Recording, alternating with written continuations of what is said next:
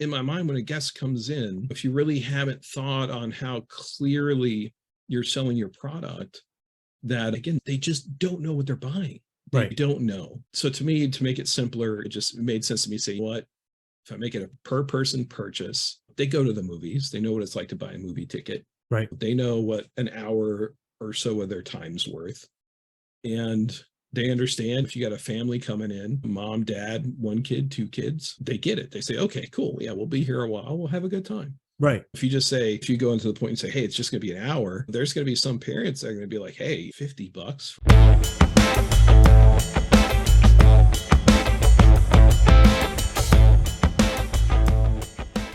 Awesome. Well, yeah, thanks so much for coming on today, John. Yeah, my pleasure. I'm really looking forward to this conversation. We've had a couple conversations before I thought were really good. Could have been their own podcast episode, but I'm sure we can pick it up today and deliver once again. Yeah, definitely. So for the people who haven't had a chance to meet you or interact with you, tell me just really quick who you are. Yeah, so my name's John Kilpatrick, center owner operator out of Johnson City, Tennessee. Been in the business now. I've been in the business now 22 years with my dad, Dan Kilpatrick. He retired from Brunswick, told his boss, hey, if you ever want to sell a center, make budget, I'll buy Holiday.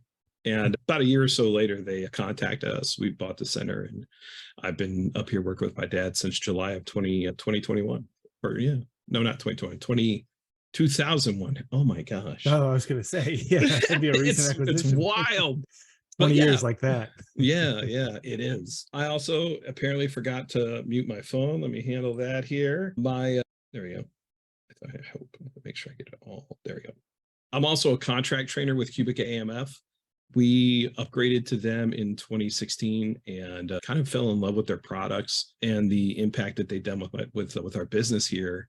That when they had an offer to say, hey, if you want to be part of our training program, help new centers that are getting our products, learn how to use them and optimize their business around these new options. I was like, well, yeah, that sounds really exciting. What a great way to go out and have an opportunity to work with other proprietors, work with other centers that are doing business in different ways than my own, get to be exposed to different ways of operation, different specials, different ways of focusing on our wonderful product of bowling and delivering it to the world. And that's just something I kind of dived into. And there's definitely some challenges of being an operator and then also going out into the field to train and having to balance the time at home, the time away, and then the personal balancing of my personal life with my beautiful wife and all that kind of stuff too. It can get pretty hectic sometimes, but it's something I think about every day. Of the next center I'm going to, what are some of the opportunities that they're going to have to potentially change their business or really focus on the parts of their business that are going to working and how we can help with software and operations to kind of maximize that. So it's a really unique kind of spot I've been into from there. Yeah, you really get a taste of both sides, or pretty much the whole industry, both sides of the table. Yes, definitely. Yeah. So let's start, maybe back up a little bit. It sounds like your experience with bowling started even a generation above you. With your father. Yeah. So my dad, he started working for Brunswick in 1970. He worked with Brunswick for 28 years. So yeah, that works. He retired in 98. So his center, the first center that I think he was managing was out in Memphis, Tennessee, which is pretty wild in the fact that it was during a time that he got involved by pot bowling. So he was like, hey, the center's done. I don't want to pay for my bowling. Can I work here? And they're like, yeah, that works. So he started out in the industry just as a counter guy. Yeah. So he could shut down at night and then a bunch of people could bet on bowling, whatever you want to call it. They would have some skill challenges. Let's go with that after the center closed till 6 a.m. And that's kind of how he got his start. And going from there, getting into the management part of the business, getting exposed, like one of his couple times he had, the King Elvis. It's out in Memphis. They would shut down the center. He would come in with all of his buddies and bowl all night long. So that's another fun part of the industry, is when you have those kind of unique experiences and surprises that happen. Right. But yeah, he worked for Brunswick 28 years, ended up as the vice president of operations for Brunswick Bowling and Billiards for the Southeast. Okay. I think it's somewhere around 40 centers at the time that he was responsible for, making sure that they worked. A number of the folks that have been on your podcast had worked with him in Brunswick. Some worked directly. Bart Berger is a longtime family friend. Dad actually hired him out of college. Oh, He's got a whole story Yeah. around that too. And but yeah, so and again, he started out simple, just working on the desk, and just through hard work, diligence, and his passion for bowling, getting into the upper management of Brunswick. I had the experience of being the standard bowling center brat, going around trying to get dollars and quarters, play video games, bowl on youth league, all that kind of good stuff. And then start transitioning again into management and ownership as well when we bought our center up here, and learning with my dad, who is, it's always interesting working for family. Sure. It's one of those, always that situation of I got to understand that the two hats. Yeah, like I always call it, for those multi-gener folks who are looking at, maybe their kids are getting interested in the business as they've opened a new center or have purchased into a center, and the whole family's involved. One of the biggest challenges that I personally had coming to work for my dad was the transition from my dad, who's always going to love me, always going to support me, and then Dan. And Dan is all about the business. Right. And it's one of those things that you really gotta, if you've got family involved, you really have to work that out. It's true. Because it's yeah, exactly. Yeah. Because if you don't, you can have family members get their feelings hurt, right, or have difficulty understanding that a reprimand and explanation about bowling doesn't mean your parent is mad at you. It means there's a lesson to learn, and you've got to learn it, but you got to be able to find a way to kind of work through that. And that can always be, some families that can be prickly. I've been, like I said, my dad and I've been pretty blessed that in a lot of ways, like our humor's on the same wavelength. We've talked to each other for a long time. We have a lot of history in scouting. So got to already kind of participate in the learning and mentorship progress of kind of a work environment where scouting is, you're trying to educate young men. Right. And so we kind of had that, and it kind of transitions over well to the bowling center pretty well.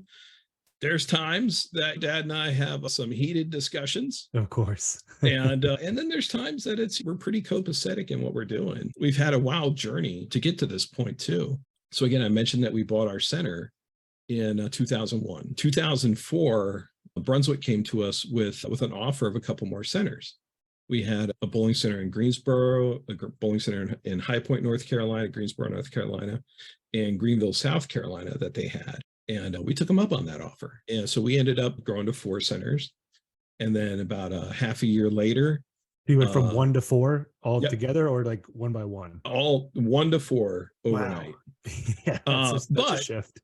Well, see, here's the thing though, is with my dad, his experience was 100% in multi-center management. Once he got past the general center manager part and became like a regional and district manager, and then his ultimate retirement. Yeah, exactly. That's 100% his wheelhouse of where he operated. Okay. So we kind of knew the pitfalls. We knew the importance of keeping an eye on the P&Ls, making sure all your costs are in order, coming up with strategy plans, coming up with timetables for marketing. He had all that. Didn't necessarily call it all of that, because again, we always joke around that we're good at redneck math and stuff like that. But again, he had the skills to get it down. And again, he worked with me quite a bit on there. About a half year later, the center in our town, across town, came available at auction. And we thought that'd be a pretty decent opportunity for us. So we took advantage of that. So it grew to 5 centers. And almost overnight after that happened, there was a center out in Lubbock, Texas, that became available, that they said, hey, are you going to be interested in that? And my dad was like, well, heck yeah, I know that center well. That's a good center. And they're like, well, how are you going to manage it? He goes, like I did for y'all, I'm going to get on a plane and fly. It's just, so again, at our peak, around about the end of 2005, we ended up having 6 bowling centers kind of under our belt we were managing. And around about 2008, most folks who were in the industry know what happened then. Yeah. Also, what they didn't know about us is my dad, he got a divorce that year, just before everything taken a nosedive. Oh man. Yeah. So on one hand, it's amazing that we got out of the divorce and we managed to keep the centers from that. That's hard enough to do in the industry. And it, of course, again, it happens. Right. But 08 hit, and all of our centers, we could show you the week that gas hit $4 a gallon. Because '08, when gas hit $4 a gallon, that's when it became, do we entertain the family and kids, or do I have enough gas to go to work? Right. So that ended up being a tipping point for us. So as I like to say it, we spent the next couple of years consolidating down to some of our best centers. We had some different roadmaps and different ideas. With the blessing of 2020 hindsight, we could see where there were some other options that we could have taken, some different roads we could have done. And we could have got out of it with maybe one other center. But life is life. You do the best thing you can do is make the decisions that you got to make while they happen, right, and push forward. Yep. Paralysis is, and again, we'll probably get into this later in the questions of the upcoming economy. Paralysis is its own answer, right, but usually it ends up being a bad one. Yeah. So one of the worst. Yeah. So, but we moved forward. We made decisions. We did what we had to do. We consolidated down to Holiday, debt-free at the end of everything. Wow. So we got out and we were in a favorable position for our center, but it's not saying it's easy, not saying it was easy at all. It's a lot of tough times there. And that's kind of how we get to the transition of our center, going from very traditional bowling center, like when we first bought it, league focus, try to get those second shifts of leagues, really pushing for that, to having a league on a Friday and a Saturday night, which right now, oh my gosh, it almost feels like, when I look back, I'm like, oh my gosh. But it was, again, different times, different transitions, different expectations. But yeah, I mean, and then from us, that was from '08 to 2013 to get from all the centers and then consolidated into the one. Right. Is that when you started switching to the FEC model, or was that further down the road? So anything that you're going to do when you come in and make a change to your business ultimately is a culture change. And that's something from us having multiple centers, going in, taking them over from Brunswick. Like I ended up going down and managing the center in Greenville, South Carolina. And going in and really having that experience open my eyes to how much any change, you've got to start with the culture. You got to start with your people. You got to make sure that they're on board with the idea. So I was down there, like I said, I was down there till about 2013. That's why I moved back up to Holiday. That's when we finished that whole process. And the first thing I did when I came in, because I know when people come purchase a center or come in to manage a center, some management, some organization is like, hey, just remove everybody and we're going to go through a rehiring process and all that, which is an option and is a good way if you want to establish a culture from the word go to establish that. Although at the time, and the way that we've kind of gone in and taken over the business is we didn't want to be working 90, 100 plus hours a week on the front desk. It's not a very effective use of our time.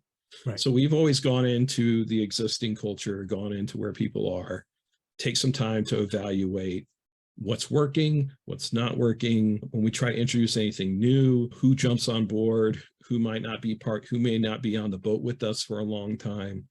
And that's kind of what I did when I moved back to Holiday, is I spent about the first 6 months really, evaluating where we were at. And where we at the time was we had dollar coupons, dollar games, dollar shoes. And 2008 to 2010, maybe you needed to operate that way just to get people through the door. Right. That was a survival stance. By 2013, that's a bit much. 2013, 2014, we were full all the time, but we weren't making a dime. Right. We were discounting ourselves to death.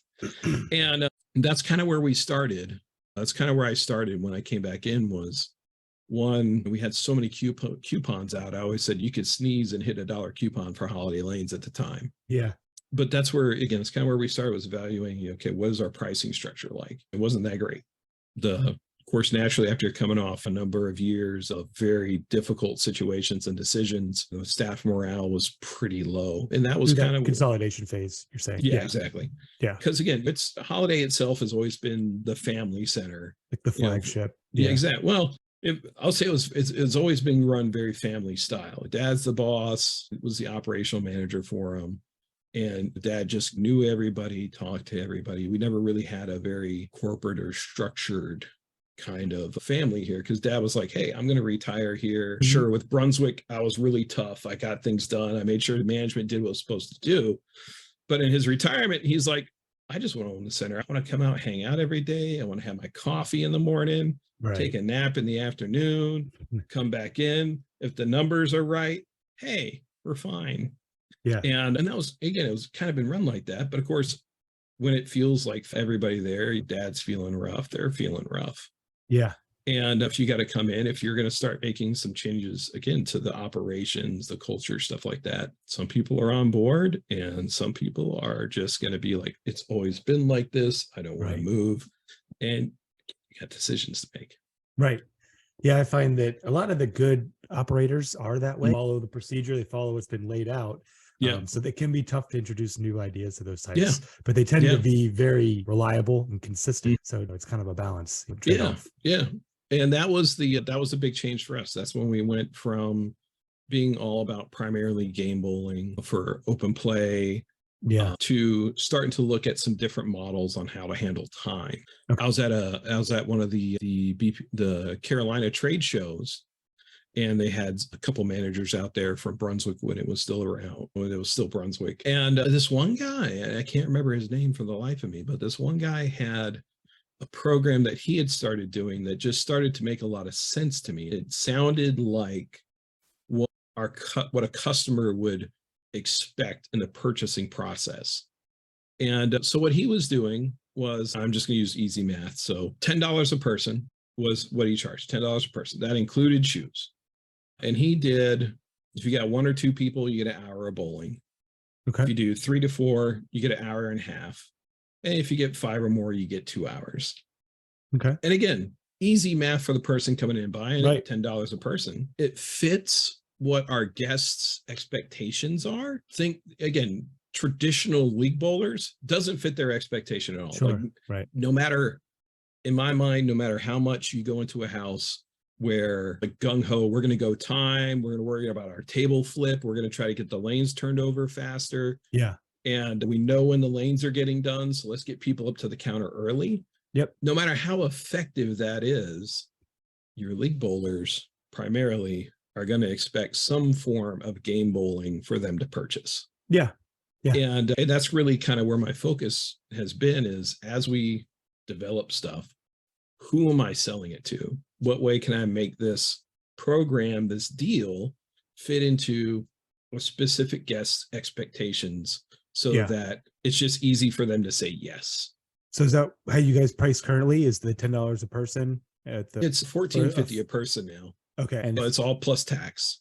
Interesting. That's a cool, I haven't heard of that before. A cool way to do it that makes sense from a volume standpoint of how many people you have and how long it's actually going to take you. Because otherwise someone typically always loses in the bet, right? If it's a hard bet that there can't be fixed at all, then there's usually going to have one party that loses out. I think I don't know if it Stars and Strikes out of the Atlanta market, but I know there's a group that has been doing individual pay, and everybody that pays, you get 20 minutes. So you got 2 people on a lane, you got 40 minutes. You got 3 people on a lane, you got an hour. Basically it times out where whatever they're buying, they're going to be able to get about 2 games done. And that's pretty similar to where we started out. I ended up taking that hour and a half period and just splitting in the middle. So if they got 1 to 3 people, they get an hour. If they get 4 or more, they get 2 hours. The reason being that spot in the middle was just became a disconnect for customers. Like they just too many options. They didn't get it. But that's the way we've been operating. Now, naturally, again, with traveling with Cubica, talking to centers, there's plenty of advantage of going to just an hour of bowling. Say, hey, an hour of bowling is going to be $35, $40. If you're really busy on the weekends, $50, $60. There's plenty of reason to do that. And then have shoes on top of it. It's just, again, just me personally thinking about a guest and trying to put my mind in a guest who hasn't been bowling. I remember there was a sign we used to have when we purchased the center that said 1 in 6 people bowl every year, come bowling once a year, 1 in 6. And that was like 1990, 2000, somewhere it's still around there. Roughly true today. I think BPA reported though that it's close to 1 in 10 to 1 in 12. Oh, really? Is I think where they had a recent research on that. Last I saw it was like 70 million people in the US each year. So but we got We got 300 million people in the US though. I mean, yeah, 330, 340. Yeah. So again, it could be close, but it's just the idea that so many people just, if they're coming in to bowl, there's a solid chance it's the first time. Right. And or they don't remember if it's been a Yeah. year or two. And they don't know what they're buying. It's like going into the store. It'd be like if you went into a store and you're like, hey, I want some hot sauce. And you go to the hot sauce aisle and you don't know what's going to be mild necessarily. Right. You don't know what's going to put you on fire. Right. And that's kind of in my mind when a guest comes in, if you really haven't thought on how clearly you're selling your product, that again, they just don't know what they're buying. They don't know. So to me, to make it simpler, it just made sense to me say, what, if I make it a per person purchase, they go to the movies, they know what it's like to buy a movie ticket. Right. They know what an hour or so of their time's worth. And they understand if you got a family coming in, mom, dad, one kid, two kids, they get it. They say, okay, cool. Yeah, we'll be here a while. We'll have a good time. Right. If you go into the point and say, hey, it's just going to be an hour, there's going to be some parents that are going to be like, hey, $50 for an hour of bowling. And, when it's just one group price and it's only a mom, a dad, and a kid. Yeah. That sounds pretty steep. That may sound steep to them. Right. It may not. Yeah. Whereas I could be getting roughly the same price, but it's just priced per person. Right. Now, again, how does that affect your revenue per game bowled? Does that stay even? I guess since in that bet that we talked about, some people like with that family you just mentioned, they would kind of be taking a loss on that, but another party might be gaining with that kind of arrangement. How does that work for you guys? Is it split it down the middle, or does your revenue per game change since making that switch? It does fluctuate based off the number of bodies that come in the door. Again, I personally frame it in my head of my goal, because it's kind of the average, is when somebody comes in to get a lane for an hour, I want to price that point at what do I want to get out of two people for 1 hour of bowling. Okay. Yeah, we'll have one person come in and they're going to be there and they're going to bowl an hour and oh no, they got me. But that's okay. On the lane right next door to them, I've got 3 people bowling. Right. And that extra person still evens out throughout the center. Yeah. And with that being said, if I've got 4 people on a lane, that's my 2 hour ideal right there, is the 4 people. And that's your anyone else people for an hour. Yeah. And then if they got 5 or they've got 6, that's just that much more bringing that balance into play. I see. Okay. So since I've operated like this, since I've decided to operate like this and give it a try, again, it's been good to us. It's been pretty good to us. Our guests understand what they're buying. Of course, like any other business, we try to price where about 10% of our guests are like, oh, that's a little steep. But if you don't have people saying, oh, that's a little steep, you're leaving money on the table that you could, if everybody comes in and goes, wow, what a steal, you might want to reconsider your price. Right. Yeah. Absolutely. And again, because that puts back, like I said, when we first got here, $1 game, $1 per person, $1 shoe rental. You could get a coupon anywhere. Right. Well, it's hard to maintain and keep a clean facility and a well-maintained facility when everybody's getting that kind of a discount. It's hard to put money back into the center. Exactly. And then with that pricing too, that pricing model that we have, we let it fluctuate throughout the day. So like right now, if somebody were to come in before noon, it's basically half price. If you get out here before noon. At the same time, when the leagues get done, it used to be you could just hear a dime drop. If we kept full pricing, we're open to 11 p.m. Sunday through Thursday. Okay. We're open to 11 p.m. So our leagues would get done. We didn't have anything going on. And I was like, well, I need a traffic driver. How can I make it match this? And so we started doing $5 a person. Okay. $5 a person. And it's turned, like I said, our 9 to 11 2-hour period is added another. When we first started it added an extra almost like about $1,000 or $1,500 a week is what it did when we got started. Yeah. And over time, now that's grown to be a pretty popular time. Now we still got people that come in and bowl full price, 6 to 8, 7 to 9, 8 to 10. They'll come in and they still pay that full price. Right. Mind you, we got leagues going, and so they're on the other section of the leagues. But then afterwards, when we used to have nothing, we've got almost a full house. Right. And in the peak period of the year, it is a full house with people waiting. In that 2-hour time period, we get lane turnover. Some people come in, they've only bowled 1 game, and they're like, all right, we're done. Bye. We've had our... Well, and it's a peak food and beverage time as well. Well, Yeah, definitely adult beverages. If you got adult beverages, that program can be fantastic. Exactly right. To add to your revenue at the end of the night. And but yeah, that's just the thing. Is as the industry has changed and our guest expectations have changed, you can keep a pricing structure and still have it be advantageous throughout the week. And that was one of the big culture things I had to change when we got in here, is we were a center that was operating under that 7 days in a week, 7 specials a week. Yeah. So it'd be like, oh man, Wednesdays, what's happened to Wednesdays? And oh, we got to come up with a new special for Wednesday. And it's like, how? We just started doing a dollar game thing, or we just started doing quarter bowling, quarter mania on Thursdays. How do you beat a quarter? How do you beat these deals? Right. We're just competing with ourselves. I was like, let's sit down, come up with some pricing that's fair across the board. That, again, when do we need people? Sunday through Thursday, 9 to 11? Yeah, you know what? I could do El Cheapo bowling on those days. It's not going to hurt those me. times. Yeah. Yeah. Am I going to do $5 during prime time? No. Right. No. Is it going to be on the weekend? No. I'm a firm believer. Friday to 5 and then through Sunday, you don't need to discount that. No. You don't. No.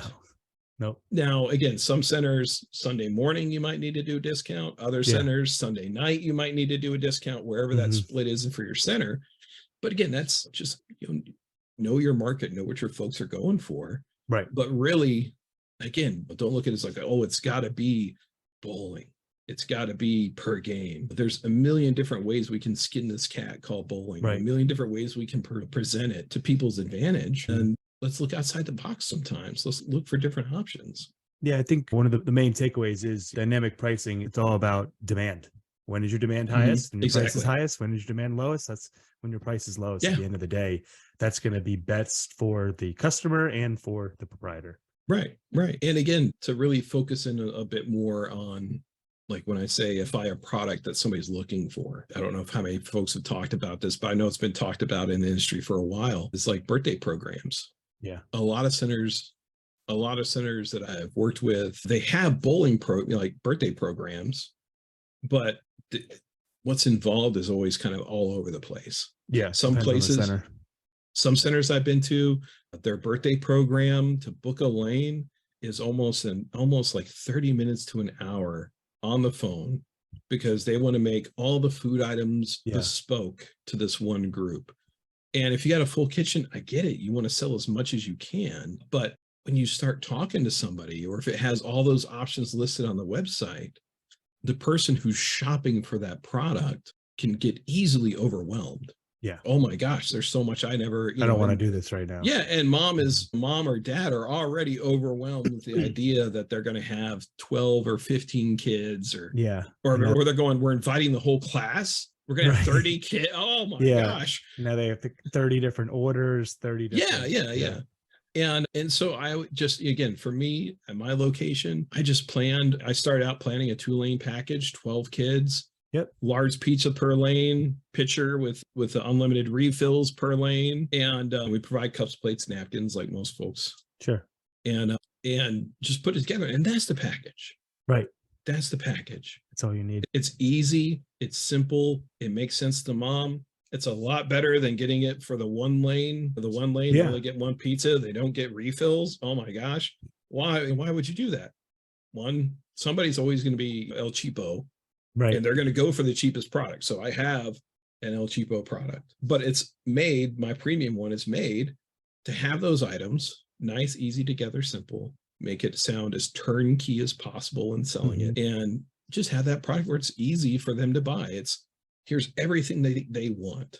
Yeah. And the more decisions you can reduce, the higher your sales conversion is going to be. Yeah, exactly. And it works fantastic. Now, again, we do get some of those high maintenance parents that are going to have very specific things, and maybe they're interested in getting some different food options and all that stuff. That's great. We talk to them, we work that kind of stuff out. Yeah. But the real idea is, again, what is your customer shopping for? What are they looking for? Yeah. Sometimes it's just bowling. Sometimes it's bowling and food.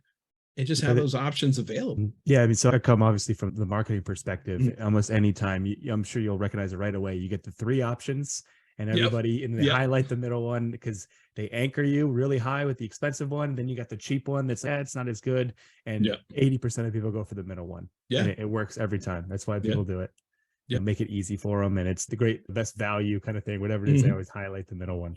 Yeah. Yeah. And again, it's just one of those things. But as the industry goes, again, just from my experience in viewing a number of different centers, it's wild to me. There's a lot of centers that'll be like, oh, you get 2 games, you get this. And I'm like, how are you going to do a 2-hour birthday on games, 2 games of bowling for toddlers? That could end up being a 3-hour thing just for them to get to bowl the 2 games. Yeah, exactly. Now, I imagine those toddlers are going to phase out of that process because they're just going to lose interest. Yeah. But you never know when you've got that one parent who's you're gonna bowl kids. You're gonna I paid for 2 games, you bowl in 2 games. Right. Yeah. And they lose interest after 20 minutes. Yeah, exactly. But again, it was going back to the story. It's what I was coming back into though, is some of those kind of environments. And going from game to time is tough for some people. It's tough. We had a couple folks that, again, they just anything I did when I came in were not on board for anything. Anything was a mistake. Yeah, that's a different problem. Getting rid of dollar bowler. Nobody's going to come bowling for more than $1, and it's like, sorry, they have to. They're going to have to. And again, most of the folks, what does it cost to bowl? What's the main question? How much does it cost to bowl? Do you have lanes available? They got no clue. They thought it would be riots going to $10. Yeah. And I was like, no, this is a Band-Aid. We're taking the Band-Aid off, and this is what it's going to be. And sure, we had some groups that were taking advantage of the dollar bowling. And by taking advantage, I mean it literally. It's like, oh, we're going to bring the whole church out for a 3-hour outing. And we're going to bowl 1 game in shoes for $1. Right. And that group came out one week and was very upset. Was very upset that we weren't doing it anymore. Right. And but I guarantee they've ended up coming back since then. Yeah. It's just it's the business, it's the industry. You got to start making those changes, and change is hard. But any center who, again, if you're doing only game bowling, dip your toe in and give it a try, because it seems like the easiest way, and I usually recommend this to people if they're making that switch or thinking about it, is to start it off on the busy times. I think that's the easiest time, the most demand, when it makes the most sense to do the bowl by the hour is your Friday and Saturday night, that you just switch whatever the cutoff time is, you switch it over. That's your time only. And then from there, you can move it out as far as you want to. Maybe during the week you keep it games, but that's the easiest place, I think, to start, and the most logical. So when you're doing marketing planning and transformation for centers, do you talk to them at all about the value of table turns? Depends. Every center is coming from a different starting point. So if they need that, we can go through and pricing. I try not to dive too much into operations unless they're looking for some help and I can point them to some resources. Yeah. But I'm there to help them with their marketing, and sometimes collide or they overlap, and we'll help in those instances. But it's less coaching about the operations as it is just done for you marketing. Yeah. I mean, that's, again, just in my opinion, that's one of the best parts of if centers are on the fence, is one, especially I like your idea, just started on the weekends, on those peak periods. One, when the lane's going to get done, you can start calling the other group early. Whereas before you had to be like, oh man, are they putting their shoes up? Are they changing their shoes? Oh no, they're going out to smoke. All right. Exactly. You go from that like a hostess at a restaurant. You just don't know. And going to, okay, they've got 1 minute, they got 5 minutes left, 1 minute left. Hey, Johnny, why don't you run down to lane 5, check in, see if they need anything, let them know that they've got a few minutes, ask them if they want to add more time. Yeah. And come back, let me know. If you can get to that level of operation and, the answer is no, they're not going to add any more time. Man, you can get that next group up there 2 minutes before the lane cuts off. Yep. Get all their equipment, make that sale, get the money transacted. And as soon as their time's up, close the lane, open the new one. You've got so little lag between those transactions. It's fantastic. Right. Yeah. Especially your peak time. Yeah. You really have to. Yeah. And then, when we start taking a look at like online reservations, bookings, stuff like that, some of those having groups booked back to back causes its own problem. Yeah. Okay. And same thing with like Cubica, they just recently added on the online reservations where you can have a 5, 10, or 15 minute buffer time where they won't be able to book. Right. Which I've been testing out at my location. And part of me says, oh man, I just lost like 2 hours, 3 hours of operational time that I could be booking lanes. Financially, I haven't seen. Yeah, you're going to lose that anyway. Yeah, I haven't. Yeah, it was already gone. Yeah, it didn't exist anyway. Exactly. Looked good, but it didn't exist because somebody's late. Do you deduct time and piss them off? Yeah. Do you try to accommodate and shift lanes? I'll tell you the biggest thing though that it did for us is it vastly reduced the stress level operationally of our weekend employees. Yeah. Yeah, exactly. Yeah. And I remember that was something McBrain was talking about on the previous podcast about making sure that you respect your staff, you respect their time, you make sure that they got time off, you do what you can to give them the time off, stuff like that. And I was like, what a great way to have something that's an option that until I'm like, oh no, we could squeeze some more people in there. Yeah. But in reality, no, you can't. No. And alleviate some of that pressure from the staff to know that they've got that few extra minutes that they need to.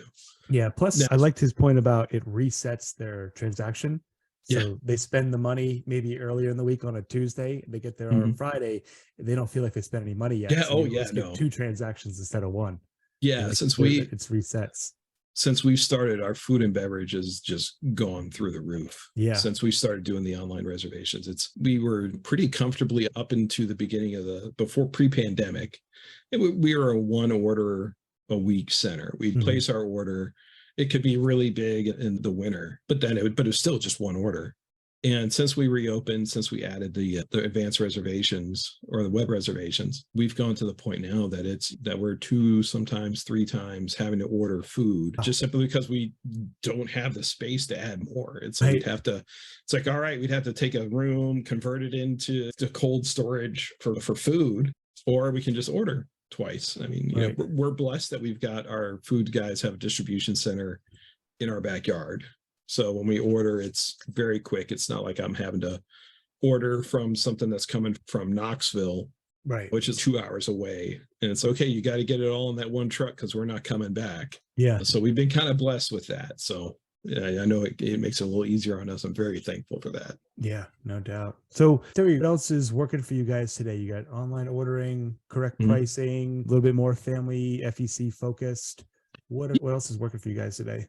So I'll go back first of all. One of the biggest impacts to the center, I talked about it before. We went from, we had Brunswick framework scoring, which that product is built like a tank. There's other manufacturers from that same late 90s, early 2000s period that have scoring. Again, not going to lie, use what you got, use it to your best advantage, because those things are going to last forever. And there was so much of it made that you should be able to find parts to keep it in operation. So for centers that are kind of doing that, hey, I understand. Do what you guys got to do. Operate how you guys want to operate.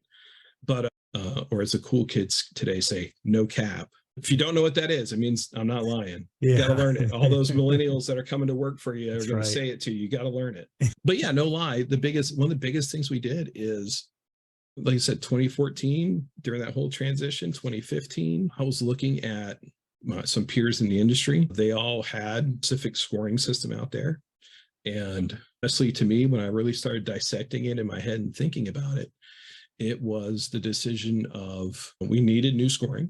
Again, stuff's built like a tank, but it still dies. Got tired of shopping for motherboards. And it was like, okay, do we keep something similar with just generic scoring? And at that point in my head, I was like, if we're going with generic scoring, we're just going to go with the least option, because it doesn't make sense to invest in scoring for scoring's sake. Right. I was like, or we can look into scoring that is going to entertain our guests. And ultimately at the time where Sync was at the time, it was kind of lagging behind Cubica, especially for traditional bowling centers. And so I said, you know what, this Utune stuff they have where you build cartoons looks like the right idea. I think that's what's going to entertain our guests. Yeah.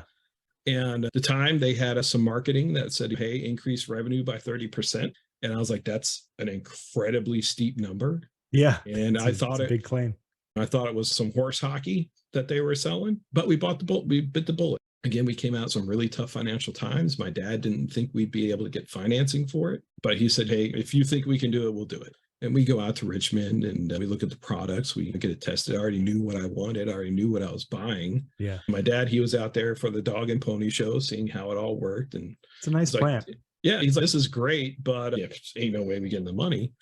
And at the end of the day, we got the financing. The financing came through. We financed the system, got it set up for install, all that kind of good stuff. The installation process is part of what sold me to be interested to put some time in with Cubica as a trainer. We bought multiple Brunswick systems. We think we converted 2 or 3 of our centers to Vector at the time that after we bought them. Yeah.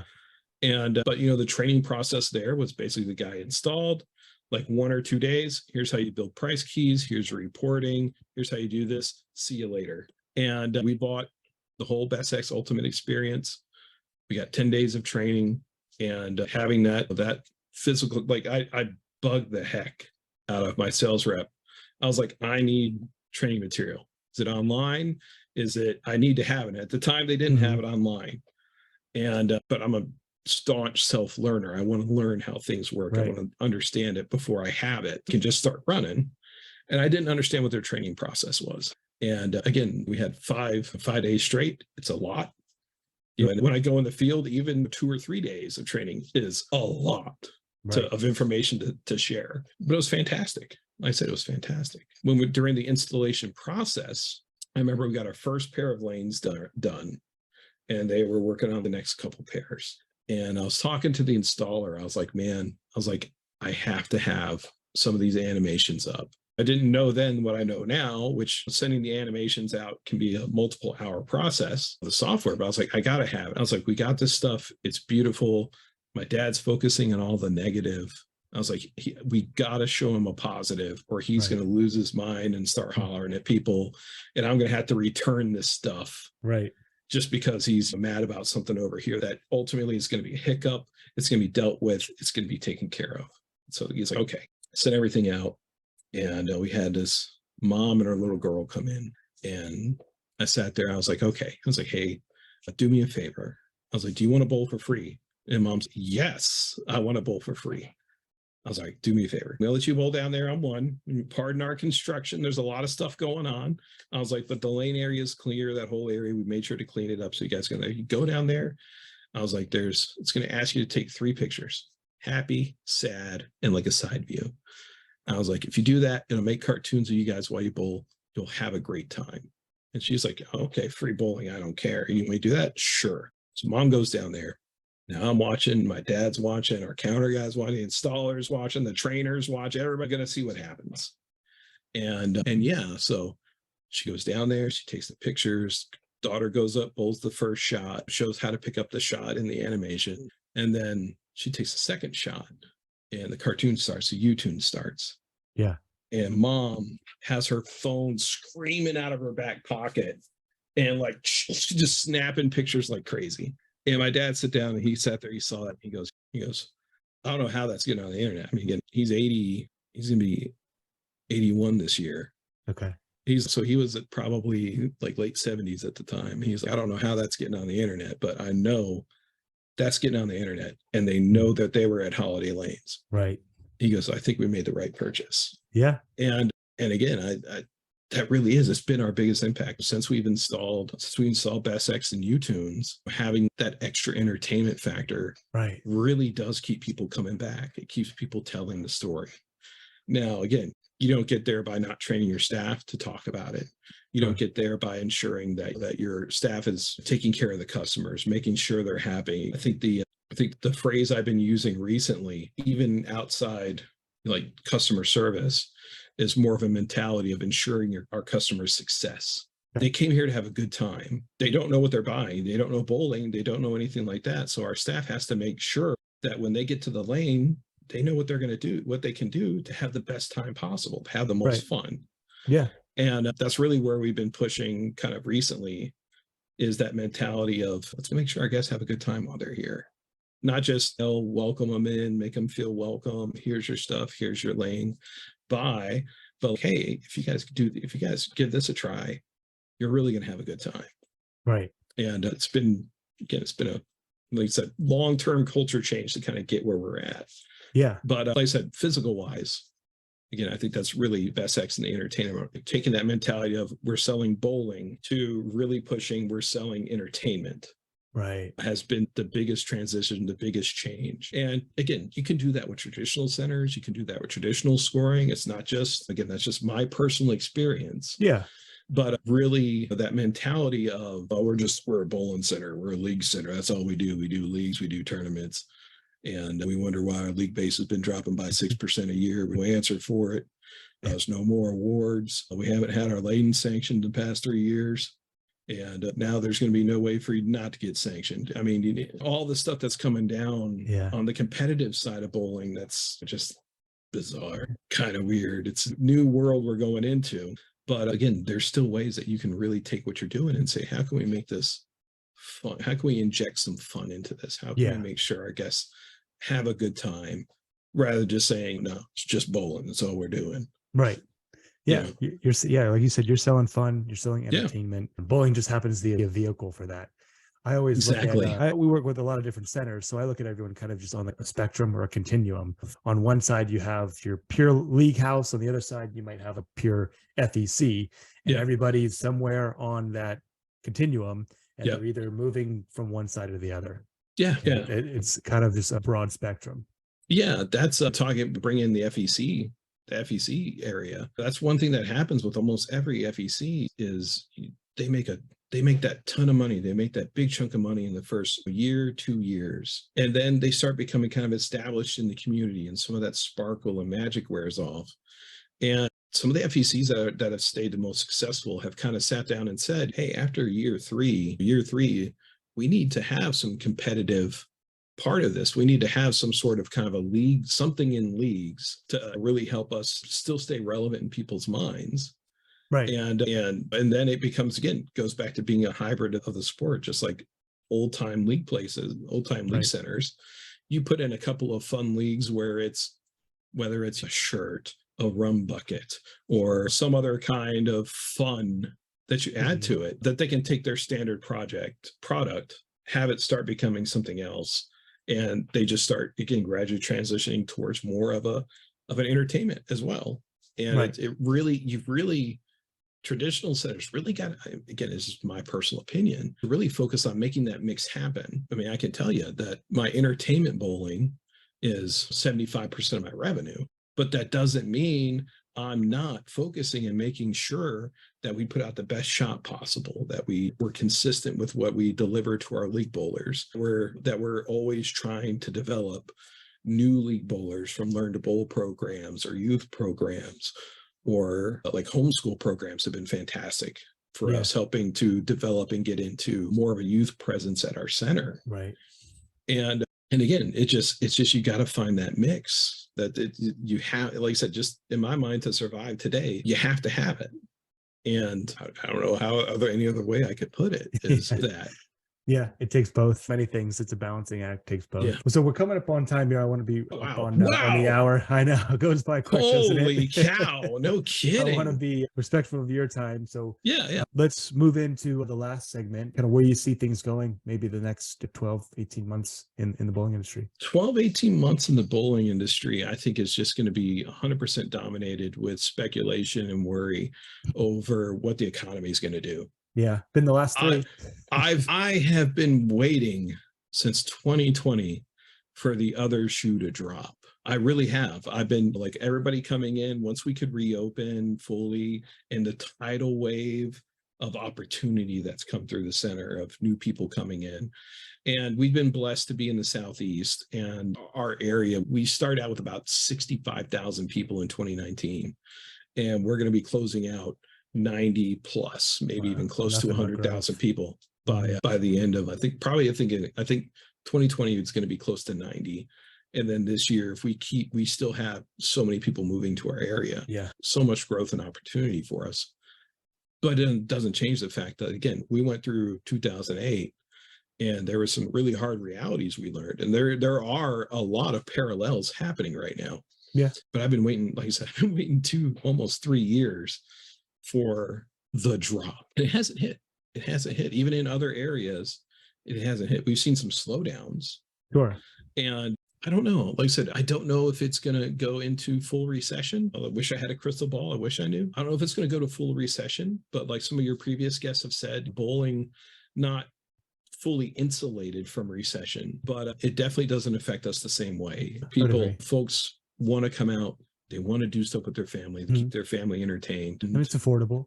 Yeah, They might give up something that's more expensive and drop down to bowling. For every person who can't afford to bowl, someone might drop down from a more expensive activity into bowling.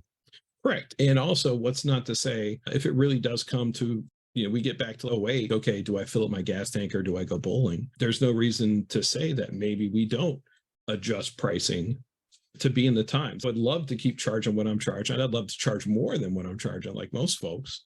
But again, if time starts to change and we need those feet through the door, hey, do what you got to do. You got to just make sure you're open to it. My one thought I've had, and I haven't heard a lot of people talk about it, is there is discussion of what they're calling the soft landing, which is payroll has gone up. I know there's so many folks I know that are like, oh my God, I can't believe what I'm paying for like a walk-in employee right now. Right. But the fact of the matter is, so is the person across the street. None of us in this industry are special snowflakes. I got to pay somebody $14 an hour to come in. I got to pay somebody $12. I got to pay somebody $15. It feels very personal because this is our livelihood. This is what we do. Yeah. But, like I said, so the mom and pop restaurant up the road is having to do the same thing. Everybody. And it's just, again, I hate to say it's the new normal, but it is what it is. So some of the thought is that, prices are adjusting up, so's payroll. So even though there may be like a period of stagnation, there may be a dip, the idea is that people in general are being paid enough where that dip isn't going to be as deep as we're expecting. Yeah. Is that the truth? Man, I wish I had a crystal ball. I wish I could tell people, but I definitely know people in our market they're getting paid more per hour. People are working, like our unemployment is pretty darn low. And there's still a lot of jobs open. Even on top of that. And if we get to a point where we hit the recession that everybody's speculating on, like you said, even if people start losing jobs, which tech industry is getting murdered right now. Everywhere you look, 5,000 jobs, 6,000, 9,000. If I was in those markets, I'd be a little more worried about it. Could it eventually come to my market in Tennessee? Yeah, definitely it could happen. If we start seeing that, then I'd say it's probably time to start considering some new strategies and operations, maybe some different pricing, more aggressive pricing just to try to get feet through the door. Right. But man, I don't know. Like I said, I really think as a whole, people are getting paid more. Jobs are still available. And even if the migrations to new markets for some folks change, or if you're in an area where there has been a population decline, there's still opportunities. You just got to, again, be open to them, be ready for them. Do I necessarily want to go back to 2008 where I was on the desk 90 hours a week? I'd prefer not to. I think there's a lot of people in the industry that would prefer not to do that. Sure. But again, we're in an industry where our spending and controllable costs are very controllable for us. It's true. Yeah. Food, we can't determine what the cost of food we buy is. Hopefully, it's commensurate with business. So if your business is reduced, then so is the cost. Yeah. Yeah. And again, with most folks, if they're like, oh my God, I'm paying so much, I'm paying full $1 more per 6-ounce patty I buy. Hopefully you've increased your price that much to go with it. If you're just eating that cost, it's crazy. Right. But it goes the same for the center. For payroll is every center's biggest expense. Right. Be it anywhere between that 30 to 20% cost of goods. And unfortunately, it may sound a little harsh, but as that needle drops, if it does start dropping a lot from economic change, that's the easiest thing you can control. Now, again, you probably, like a lot of centers, I've definitely had to hire some people who are just here to press buttons on the cash register, folks that just don't want to get on board. But again, keep me working from 5 to 2 o'clock in the morning on a Saturday. Hey, I'm sorry, Charlie, here you're going to be. Right. But revenue drops 20%, 30%. Charlie's probably going to be given the opportunity to find more gainful employment for them. Right. And then it may be me, it may be someone else, but you do it again, just be flexible and change what you got to do. I think that's from 08 to now, to especially COVID, you keep hearing of centers where, we lost 100 centers that year. oh, we lost 80 X number of centers in a year's time. I think a lot of that just has to do with the industry and just there's no third generation to take over. Most centers have had a dad or an owner who built the center 50s, 60s, 70s. They've maintained the center. Their kid took over somewhere in the 90s. And that owner sent their kids to college, and now they're doctors, they're lawyers, they're living the American dream is what they've done. This industry has given them that American dream and let them prosper. Right. But those kids don't have any interest in the bowling center. Right. And you have an economic downturn. And at some point you ask yourself, like, is this, do I want to work? Do I want to get back to that 80, 90 hours I was doing when I was 20 and working for dad? Some folks, the answer is no. Right. And when that happens, those centers kind of go off. It's not always, I think, a financial decision. It's a lot of it is the labor there. Is it worth it? Is it is it what they want to keep doing?